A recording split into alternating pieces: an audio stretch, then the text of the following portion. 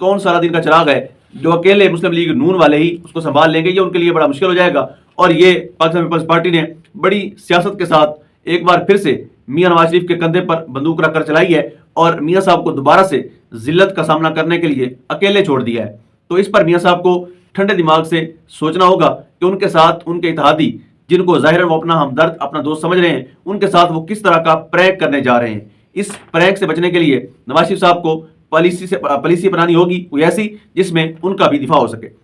उसके बाद Lahore high court के अंदर जब हम केसेस की हेयरिंग सुनते हैं तो बड़ा दिलचस्प मराइल आते हैं, और वहां पर खास तौर पर जब मुस्लिम लीग नून के लिए रिलीफ के दरवाजे खोले जाते हैं तो वो बड़ा हैरान कुन होता है। यानी इनकलाबी जज, जिनके बारे में लोग कहते हैं कि ये ना झूठ बोलते हैं, ना झूठ सुनते हैं, ना गलत का साथ देते हैं, उनको भी जब हम नजरिया जरूरत के तहत चलते देखते हैं तो यकीनन एक मायूसी आती है कि क्या पाकिस्तान के इस अदालत के अंदर, लाहौर हाई कोर्ट के अंदर, वो जजेस जिनको आम आदमी